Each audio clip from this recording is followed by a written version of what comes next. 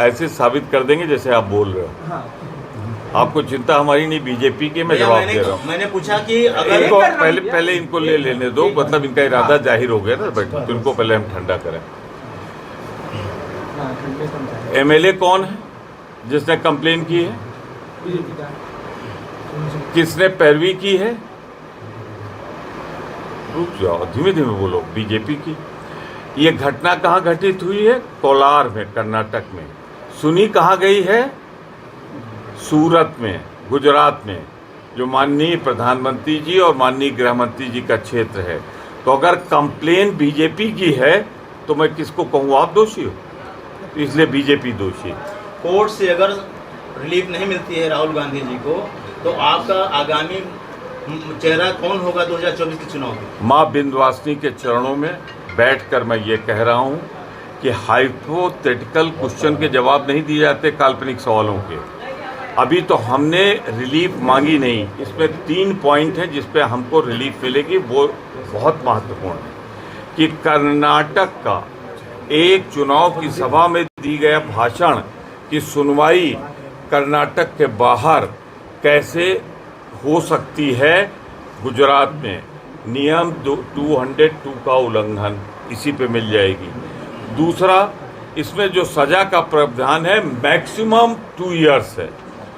तो जब पहली बार किसी को ऐसे मामले में सजा सुनाई जा रही है, वो एक संसद सदस्य है जिसकी दादी, जिसके पिता दोनों का प्राण गया हो, न्यौछावर किया हो, जिन्होंने देश की एकता और अखंडता के लिए, तो उसको आप मिनिमम सजा देंगे या मैक्सिमम सजा देंगे?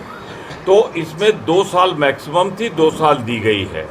मैं जज के बारे में तो कुछ नहीं कहना चाहता, कहना नहीं चाहिए, पर जजमेंट दोषपूर्ण है, तर्कों पे आधारित नहीं है, और ये जजमेंट पूरी तरीके से अब अगली अपीली अदालत में खारिज हो जाएगा और राहुल गांधी की सदस्यता दोबारा बहाल होगी।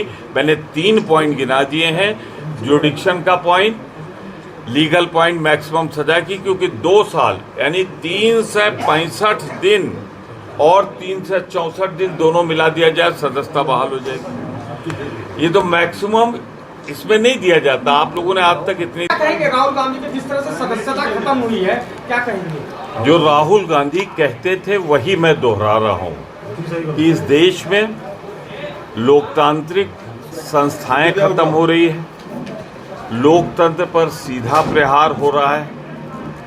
मैं माँ विंध्यवासिनी को प्रणाम करते हुए कहना चाहता हूँ और मीडिया के सामने कहना चाहता हूँ कि ये पहली बार हो रहा है जिसने लूटा लाखों करोड़ रुपए, वो अडानी बाहर, जिसने लुटवाया भाजपा सरकार वो बाहर, और जिसने दोनों के बारे में आवाज उठाई वो 2 साल के लिए कारावास की सजा, सदस्यता समाप्त।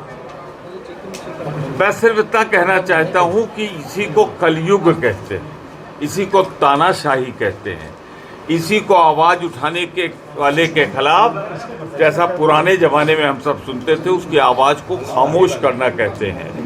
वरना ये इत्तेफाक नहीं देख रहे हैं आप कि राहुल गांधी सहित कांग्रेस सहित सारा विपक्ष जेपीसी की मांग कर रहा है।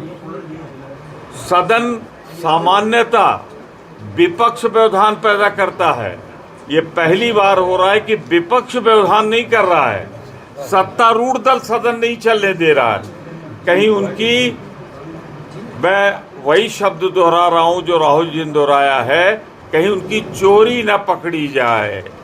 और जब जांच होगी जेपीसी की, तो जिसने लूटा है वो भी दोषी साबित होगा और जिसने लुटवाया है वो भी दोषी साबित होगा, वो भी दोषी साबित होगा।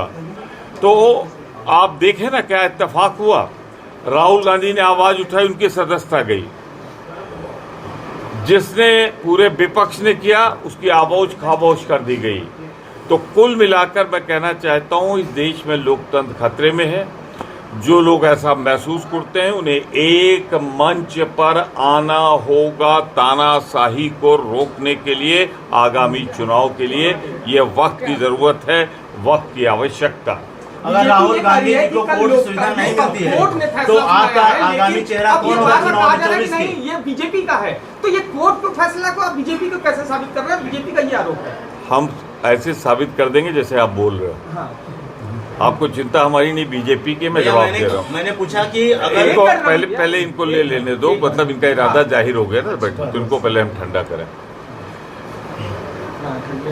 एमएलए कौन गलत तथ्यों पे आधारित है और पूरी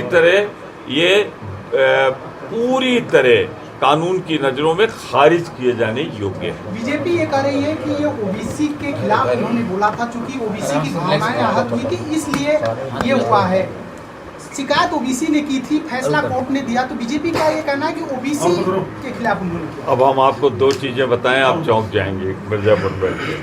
पहली बात, जिसने शिकायत की ओबीसी ने, जो मोदी है जिसने शिकायत की विधायक ने, ओबीसी नहीं, उसने एफिडेविट कोर्ट में दिया है कि आई एम नॉट ओबीसी, मैं ओबीसी नहीं। अब दूसरा आइए, अगर हम मान भी लें और लोग, कई मोदी ओबीसी हैं, कई मोदी ओबीसी नहीं है, शिकायतकर्ता जो था वो बैकवर्ड नहीं है, तो मेरे भैया ये तो कोर्ट का फैसला है।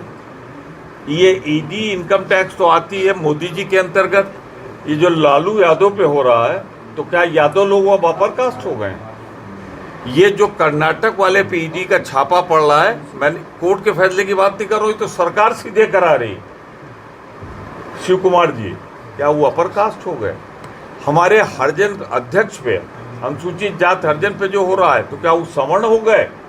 अब सवर्ण इतने बुरे भी नहीं है, तो इसे मैं कहना चाहता हूं एक घटिया राजनीति। उनकी तो आलोचना खुलकर कर सकता हूं, भाजपा की गिरी हुई राजनीति।